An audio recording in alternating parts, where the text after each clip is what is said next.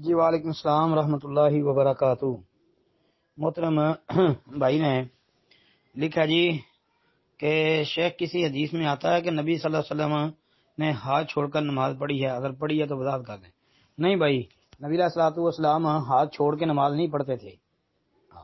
نبی علیہ الصلوۃ والسلام نماز کے اندر ہاتھ باندھتے تھے، بلکہ آپ علیہ الصلوۃ والسلام کے اس بارے میں فرامین موجود ہیں۔ ایک حدیث تو وہ یاد رکھیں جو امام طبرانی نے طبرانی کبیر کے اندر صحیح سند کے ساتھ درج کی ہے۔ عبداللہ بن عباس رضی اللہ عنہ حدیث کے راوی ہیں، کہتے ہیں نبی علیہ السلام نے فرمایا کہ ان معاشر الانبیاء امرنا ان نؤخر سحورنا ونعجل فطرنا وان نمسک بایماننا علی شمائلنا فی صلاتنا، کہ ہم انبیاء کو حکم دیا گیا کہ ہم سحری میں تاخیر کریں اور افطاری میں جلدی کریں، اور یہ بھی حکم دیا گیا کہ ہم نماز میں دایاں ہاتھ بائیں ہاتھ پر باندھیں۔ جی یہ طبرانی کبیر کی روایت ہے، اور صحیح ابن حبان کے اندر بھی انشاءاللہ آپ کو ملے گی۔ 1770 نمبر دیکھ لیں، طبرانی کے اندر جلد 11 صفحہ 199 پر یہ موجود ہے۔ اور پھر نبی علیہ الصلوۃ والسلام کے متعلق بھی یہی بات ملتی ہے جی۔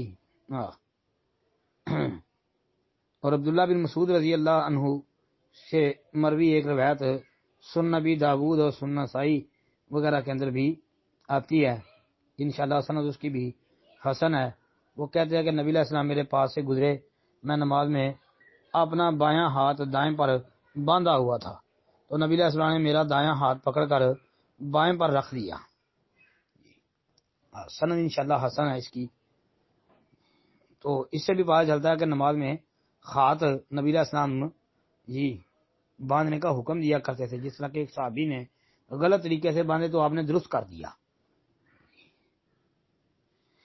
اسی طرح نبی صلی اللہ علیہ وآلہ وسلم کے کئی ایک اس بارے میں فرامین اور روایات موجود ہیں، جیسا کہ ایک حدیث کے اندر خود یہ بات ہے کہ نبی علیہ الصلوۃ والسلام جو ہیں وہ نماز کے اندر اپنے دائیں اور بائیں دونوں جانب پھرتے بھی تھے۔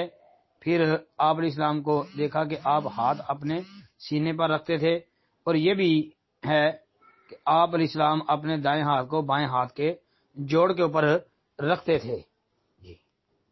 تو اس سے بھی پتہ چلتا ہے کہ نبی علیہ الصلوۃ والسلام نماز میں ہاتھ باندھا کرتے تھے۔ یہ مسند احمد کی حدیث ہے، انشاءاللہ سند حسن ہے۔